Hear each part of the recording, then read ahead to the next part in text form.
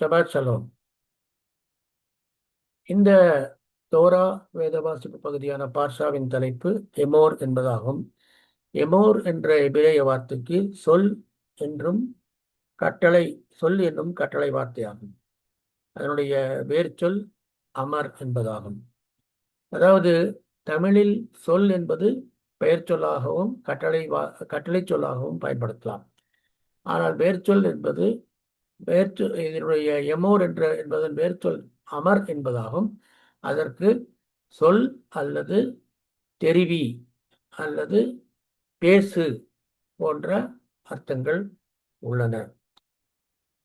அதாவது அடுத்த ஒரு காரியம் என்னவென்றால், இந்த தோரா பகுதியிலே நாம் ஆரோனின் வழியிலான ஆசாரித்துவ நியமனத்தில் தீட்டு, மரணம்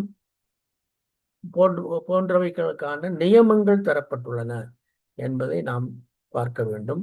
இப்பொழுது நான் வாசிக்கிறேன்.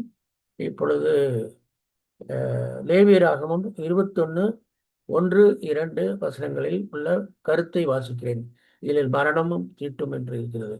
ஆரோனின் குமாரனாகிய ஆசாரியர்களில் ஒருவனும் தன் ஜனத்தாரில் இறந்து போன யாதொருவனுக்காக தங்களை தீட்டுப்படுத்தலாகாது என்று அவர்களுடைய சொல்.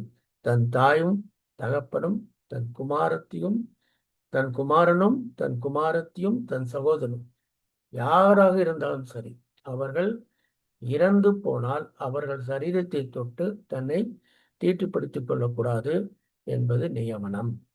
ஓகே, அதாவது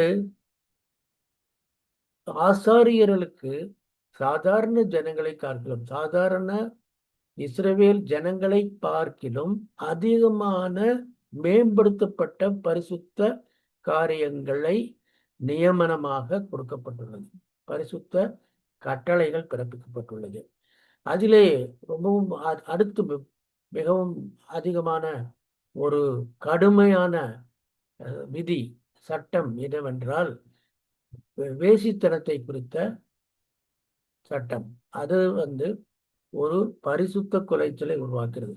ஆரோனின் குடும்பத்தில் ஆரோனின் குமாரத்தி வேசித்தனம் பண்ணி தன்னை பரிசுத்த குலைச்சலாக்கினாள், அவள் தன் தகப்பனையும் பரிசுத்த குலைச்சலாக்குகிறாள் என்று அர்த்தம். அதாவது மகள் பரிசுத்த வேசித்தனம் பண்ணினால் அது தகப்பனுடைய பரிசுத்தையும் பாதிக்கிறது என்று அர்த்தம். ஆகவே அப்படிப்பட்டவள் அக்கினியால் சுட்டரிக்கப்பட கடவுள். இப்பொழுது ஒரு காரியத்தை நாம் இந்த இடத்துல தெளிவாக புரிந்து கொள்ள வேண்டும். ஏன் மற்றவர்களை காட்டிலும் ஒரு மேம்படுத்தப்பட்ட பரிசுத்த கட்டளைகள் இந்த ஆரோனின் வழிவந்த வம்சத்தாருக்கு கொடுக்கப்பட்டுள்ளன என்பதை நாம் தெரிந்து கொள்ள வேண்டும்.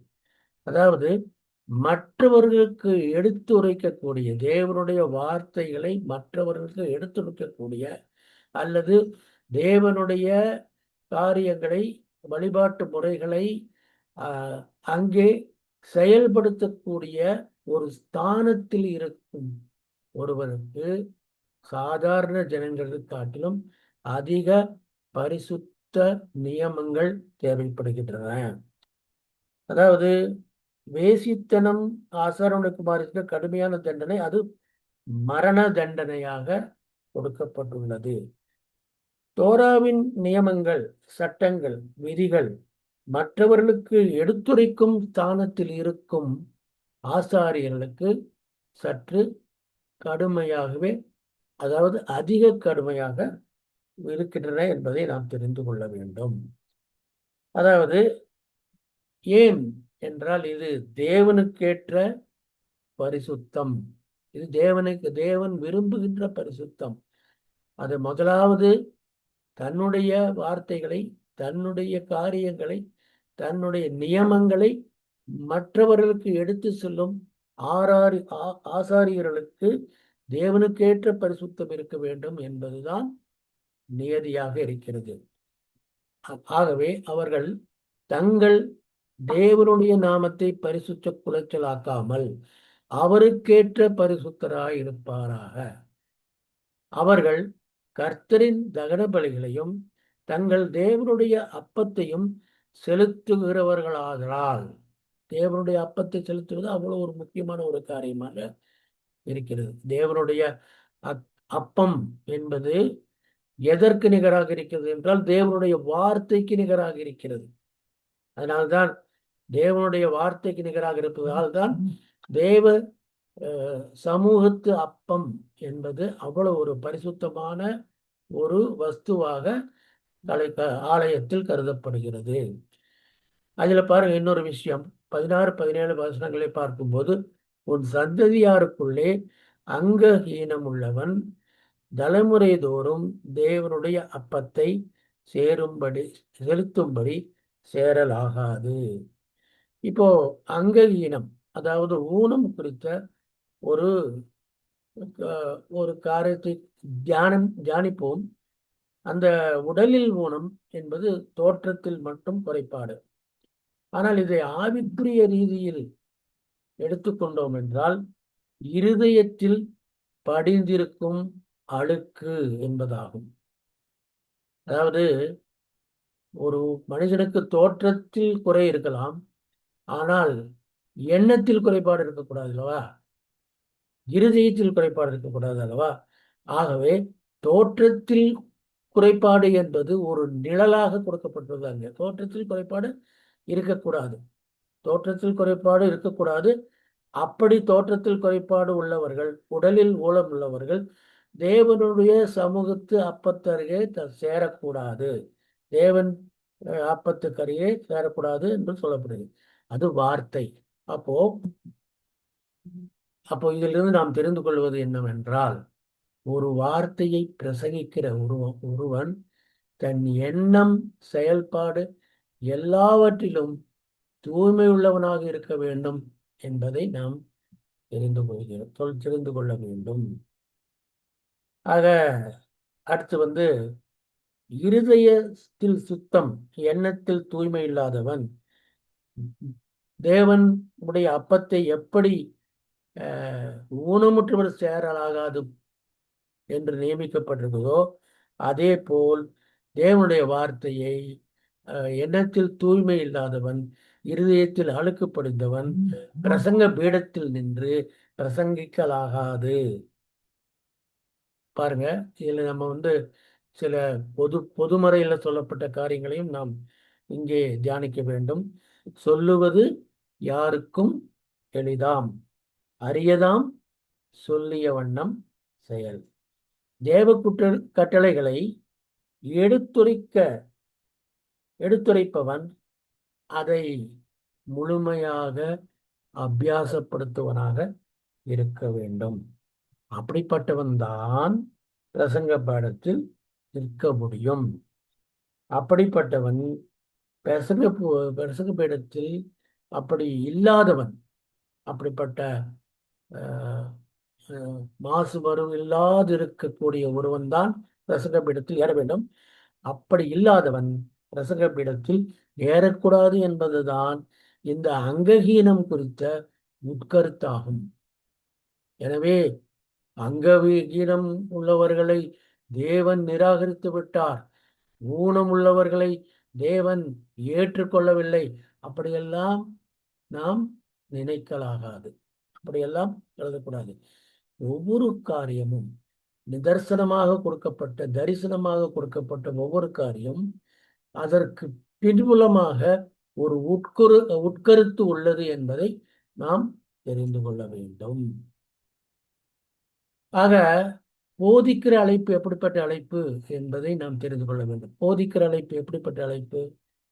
போதிக்கிறவன் தான் நிர்ணயம் செய்ய வேண்டும், எது பரிசுத்தம் உள்ளது, எது பரிசுத்தம் அல்லாதது, எது தீட்டானது, எது தீட்டல்லாதது, எது செய்யத்தக்கது, எது செய்யத்தகாதது, எது உண்ணத்தக்கது, எது உண்ணத்தகாது, இதையெல்லாம் போதித்து உணர்த்த வேண்டும். அவன்தான் சரியான போதகன். அந்நாட்களில் போதகர் என்று தனியான ஒருவர் கிடையாதுங்கிறதையால் ஆசாரியனே போதிக்கிறவனாகவும் இருக்கிறான், ஆசாரியனே அறிவுரை கூறுகிறவனும் இருந்தான். எனவே இந்த வசனத்தை நான் வாசிக்கிறேன். அவர்கள் பரிசுத்தமானதற்கும் பரிசுத்தமல்லாததற்கும், தீட்டானதற்கும் தீட்டல்லாததற்கும் இருக்கிற வித்தியாசத்தை என் ஜனத்துக்கு போதித்து அவர்களுக்கு தெரிய பண்ண கடவர்கள். இது ஆசாரியருடைய பணி. இது எசேக்கியேலில் தரப்பட்டுள்ளது. இனி பண்டிகைகள். பண்டிகைகள் குறித்து சொல்லப்படுவதால் கர்த்தருடைய பண்டிகைகள் தான். அந்த கர்த்தருடைய 7 பண்டிகைகள் லேவியராகமம் 23ஆம் அதிகாரத்தில் முழுமையாக அதனுடைய விவரங்கள் தரப்பட்டுள்ளது. இங்கே 2 வசனங்களை வாசிக்கிறேன். அதாவது லேவியராகமம் 1-2 வசனங்கள். அதாவது சபை கூடி வந்து பரிசுத்த நாட்களாக ஆசரிக்கும்படி நீங்கள் கூற வேண்டிய கர்த்தருடைய பண்டிகைகள். கூற வேண்டிய கர்த்தருடைய பண்டிகைகள் என்பது வேறொன்றுமில்லை, கொண்டாட வேண்டிய கர்த்தருடைய பண்டிகைகள் என்பதுதான். இந்த இடத்துல பார்த்தீங்கன்னா உங்களுக்கு மோ எதீம் என்ற எபிரேய வார்த்தை தரப்பட்டுள்ளது. அந்த மோ எதீம் என்ற எபிரேய வார்த்தை என்பது மேசியாவின் கால அட்டவணையை குறிக்கப்பட்டுள்ளது. கால அட்டவணையை குறித்து சொல்கிறது. அவருடைய நிர்ணயித்த காலங்கள், பிறப்பு மரணம். பிறப்பு வந்து பெரிய முக்கியமான காரியமாகவே அல்ல.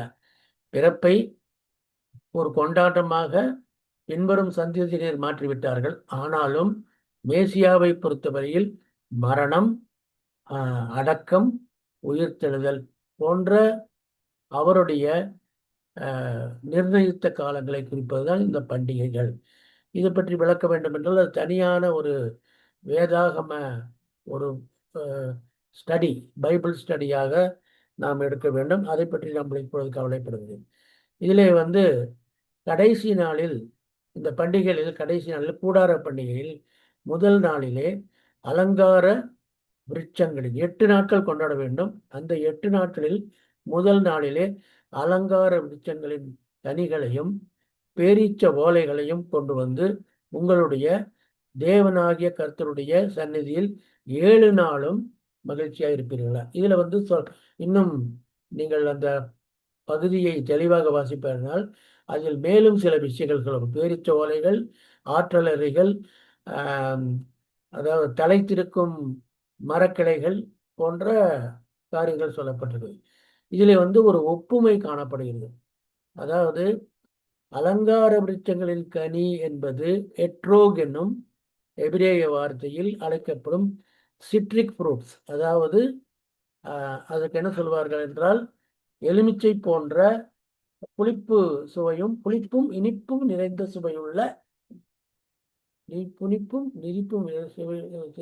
நிறைந்த சுவையுள்ள விரும்பத்தக்கதான ஒரு கனி. அது வந்து மனிதரில் 4 வகைகளாக பிரிக்கும்போது, 4 வகைகளாக மனிதர்களை பிரிக்கும்போது அது கர்த்தருக்கு பயந்து கர்த்தருடைய வேதத்தை அனுதினமும் தியானிக்கக்கூடிய பாக்கியவானை குறிப்பிடுகிறது. மற்ற 3 காரியங்கள் என்னவென்றால் துன்மார்கன், பரியாசக்காரன் மற்றும் பாவி போன்ற 3 வகையறா மனிதர்களை குறிக்கிறது. இதில் பார்த்தீர்கள் என்றால் வேதத்தை படித்து அதன்படி நடக்கிறவன் பாக்கியவான் என்றால், வேதத்தை படித்தும் அதன்படி நடக்காதவன் தான் பாவி.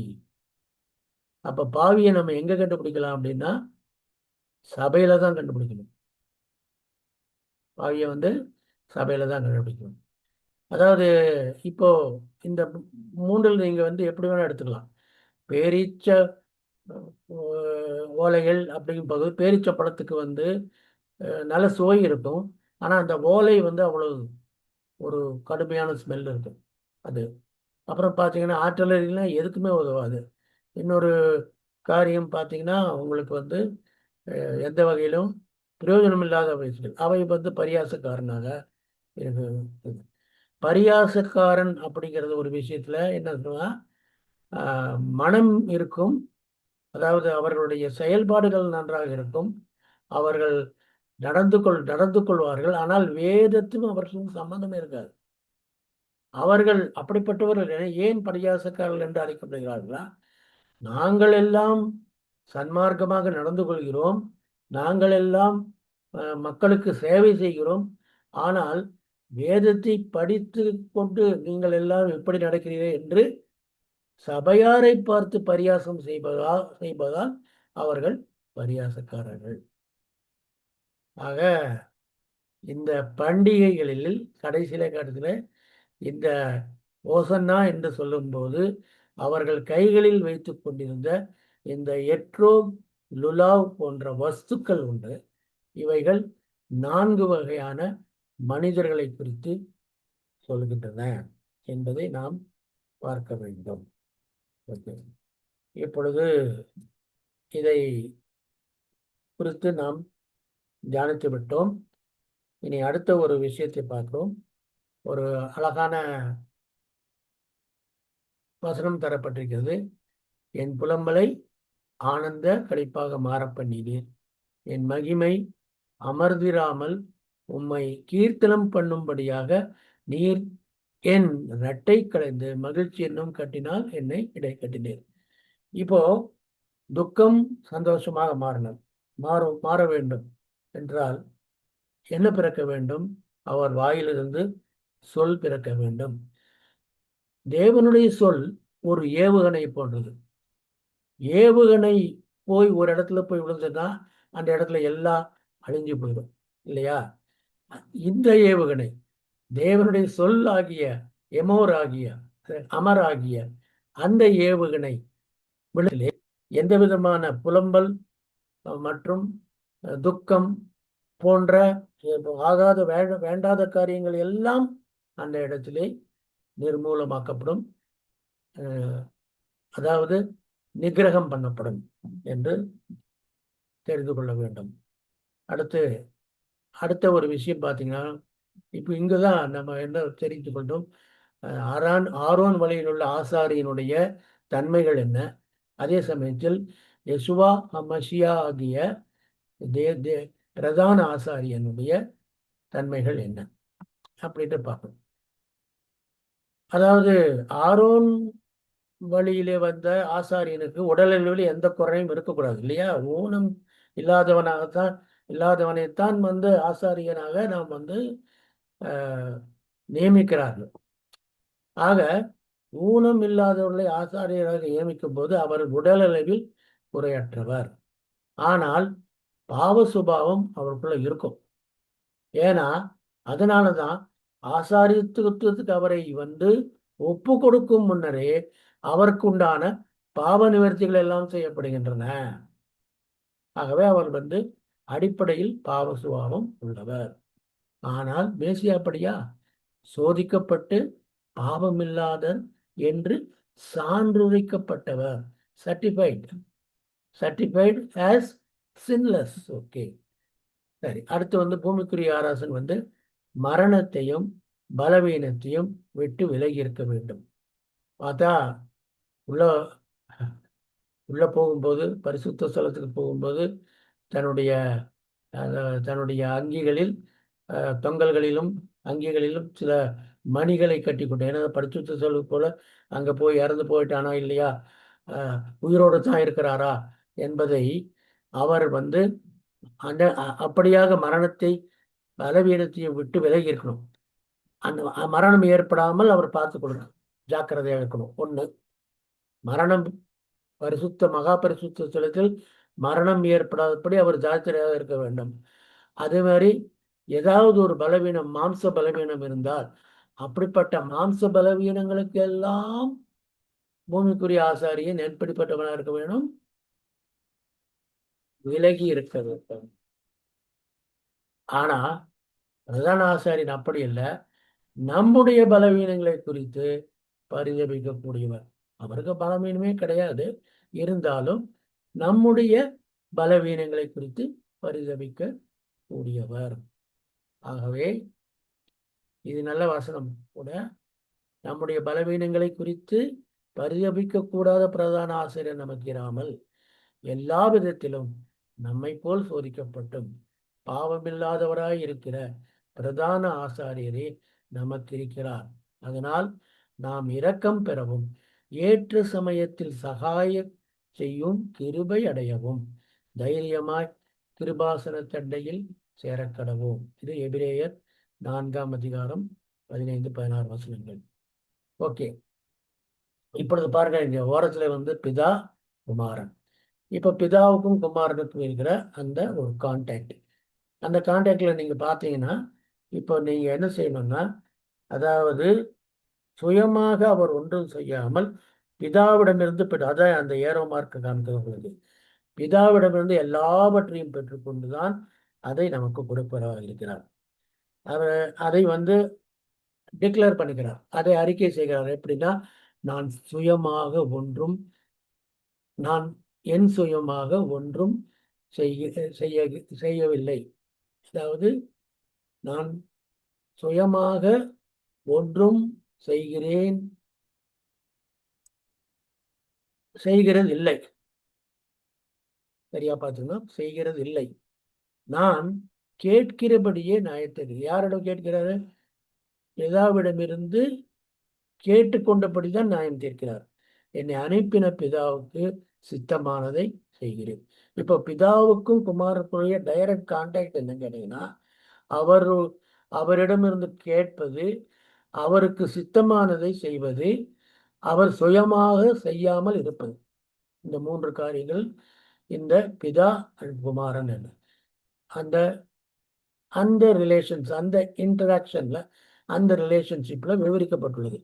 ஜீவனுள்ள பிதா என்னை அனுப்பினது போலவும் நான் பிதாவில் பிழைத்திருக்கிறது போலும் என்னை புசிக்கிறவனும் என்னாலே பிழைப்பான். இது அதாவது நற்கருணை அல்லது இந்த திருவிருந்து என்ற ஒரு காரியத்தின் மூலமாகத்தான் புசிக்கிறது.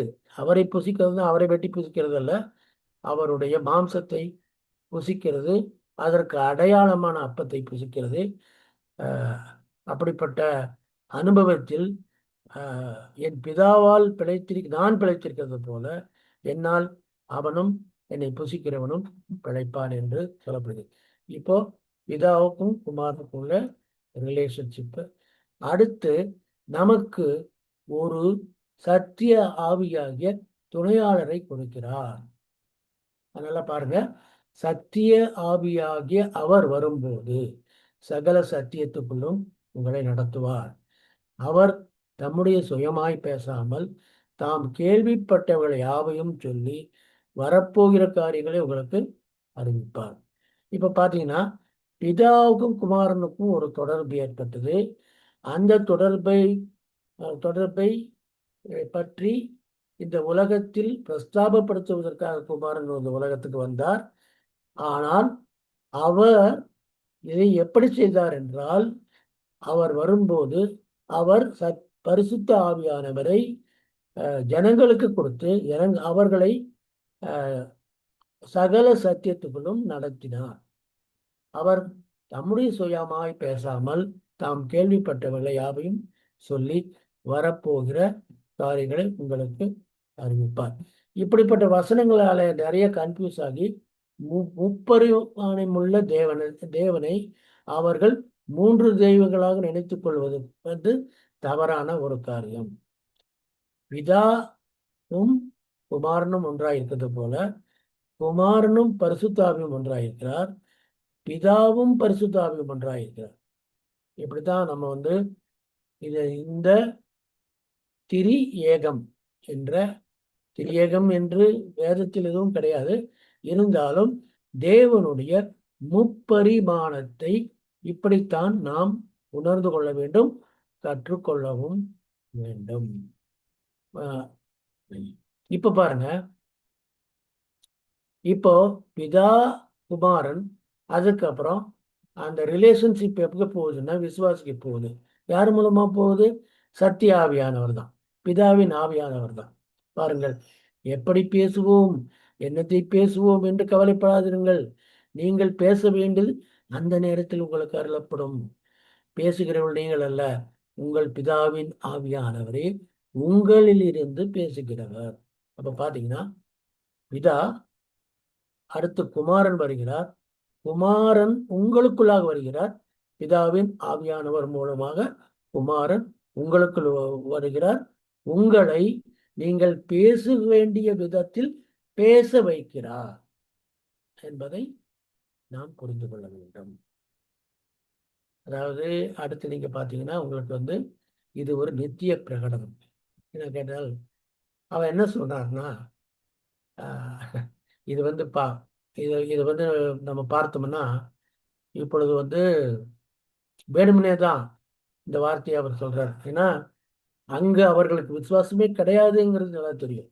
அதுவும் பிரதான ஆசாரியர்களான அண்ணா காய்பாங்கிறவர்கள் அவர்கள் இந்த ஒரு சாதாரண ஒரு மனித பிறவி தன்னை தேவனுக்கு நிகராக பிரகடனப்படுத்திக் கொள்ளுகிறான் என்று அவர்கள் கடும் கோபத்தில் இருந்த போது ஒரு நித்திய பிரகடனத்தை அவர்கள் முன்பாக செய்கிறார். அதுதான் இந்த வசனம். அதற்கு இயேசு, நீர் சொன்னபடிதான் அன்றியும் மனுஷகுமாரன் சர்வவல்லவருடைய வலது பாரசில் வீற்றிருப்பதையும் வானத்தின் மேகங்களின் மேல் வருவதையும் இது முதல் காண்பீர்கள் என்று உங்களுக்கு சொல்லுகிறேன். இது மத்தேயு 26:64 வசனம். இந்த வசனம் என்ன பெருந்தால் ஒரு பெரிய காரியத்தை, ஒரு மிகப்பெரிய காரியத்தை செய்தது. அந்த மிகப்பெரிய காரியம் என்னென்றால் ஒரு ஆசாரித்துவம் முடிவுக்கு வந்தது. இன்னொரு ஆசாரித்துவம் தேவையான ஆசாரித்துவம் இந்த பூமிக்கு இப்பொழுதுள்ள நிலைமைக்கு தேவையான ஆசாரித்துவம் அந்த இடத்தில் நமக்கு கொடுக்கப்பட்டது. அதை குறித்தும் நீங்கள் அடுத்த வசனத்தில் வாசிக்கலாம். பழைய உடன்படிக்கை என்று சொல்வதை நான் ஏற்கவில்லை. ஏனென்றால் உடன்படிக்கை ஒன்றுதான். இதில் பழசுன்னு கிடையாது, புதுசுன்னு கிடையாது. இருந்தாலும் இங்கே ஸ்லைடில் அப்படி கொல்லப்பட்டிருக்கு. அது இருந்தாலும் நாம் எப்படி எடுத்துக்கொள்ள வேண்டும்? முந்தைய உடன்படிக்கை, அது முந்தைய உடன்படிக்கை. அந்த உடன்படிக்கை மீண்டும் புதுப்பிக்கப்பட்டது. அதே உடன்படிக்கை தான் புதுப்பிக்கப்பட்டது, வேறு உடன்படிக்கை கிடையாது. உடன்படிக்கை, நாம் எல்லாரும் உடன்படிக்கையின் புத்திரர்களாக இருக்கிறோம். அப்படிப்பட்ட உடன்படிக்கையில 2 விதமான உடன்படிக்கை, இருகூறான உடன்படிக்கை இருக்க முடியாது. இதை நம்ம நன்றாக புரிந்து கொள்ள வேண்டும். ஆக நாம் உடன்படிக்கையில் வாழ்கிறோம். அந்த உடன்படிக்கை நமது மேசியாவால் நமக்கு புதுப்பிக்கப்பட்டு புதிய பாதை நமக்கு தரப்பட்டுள்ளது. ஆக அந்த ஆரோனுடைய பூமிக்குரிய ஆசாரித்துவம் இருக்கிறது, அது நிழல். வார்த்தையாகிய இயேசு கிறிஸ்துவின் ஆசாரித்துவம் இருக்கிறதே, அதுவே நிஜமாகும். இந்த வசனத்தை நான் முழுமையாக வாசித்து இந்த தோரா பகுதியின் தியானத்தை இத்துடன் முடிக்கிறேன். அப்பொழுது பிரதான ஆசாரியன் தன் வஸ்திரங்களை கிழித்துக் கொண்டு இவன் தேவதூஷணம் சொன்னான். இனி சாட்சிகள் நமக்கு வேண்டியது என்ன? இதோ இவன் தூஷணத்தையும் இப்பொழுது கேட்டீர்களே என்று வருகிறது இந்த வசனம். மத்தேயு 26:65 வசனம். இப்பொழுது இந்த வஸ்திரங்களை கிழித்துக் கொள்ளுதல் அப்படிங்கிற ஒரு விஷயத்தை நாம தெரிந்து கொள்ள வேண்டும். வஸ்திரங்களை ஆசாரிய வஸ்திரங்கள் மிகவும் அதாவது ஒரு சேக்ரட் கார்மெண்ட் அப்படின்னு சொல்லுவார்கள். அதாவது பரிசுத்த வஸ்திரம். அது ஆக்சுவலா அது கிளியறது எப்படிப்பட்ட கிளியம்னா, ஆசாரித்துவத்துக்கே ஒரு பெரிய தீங்கு வந்ததாக நினைப்பு. ஆசாரித்துவமே உடைந்து போனதாக. ஆசாரித்துவம் தான் உடன்படிக்கை இங்கே உடையல, பழைய உடன்படிக்கை உடையல, பழைய ஆசாரித்துவம் உடைகிறது என்றுதான் நம்ம எடுத்துக்கொள்ள வேண்டும். சரிங்களா? பூமிக்குரிய ஆசாரித்துவத்தும் நிழல், வார்த்தையாக இயேசுவே நிஜம். ஆமீன். ஷலோம். எல்லாருக்கும் இந்த தோரா பகுதியினுடைய இந்த விளக்கங்கள் உங்களுக்கு அதிகமாக பயனுள்ளதாக இருக்கும் என்று நம்புகிறேன். இருந்தால் இந்த சாந்தாராம் ஹீப்ரு அஃபிஷியல் என்ற சேனலை தயவுசெய்து நீங்கள் சப்ஸ்கிரைப் செய்து மேலதிகமான இப்படிப்பட்ட விவரமான விளக்கங்களையும் இன்னும் அதிகமான பவர்ஃபுல் இன்சைட்ஸ், ஆவிக்குரிய உட்கருத்துக்களையும் நீங்கள் கேட்டு பயனட வேண்டும் என்று விரும்புகிறேன். நன்றி, வணக்கம்.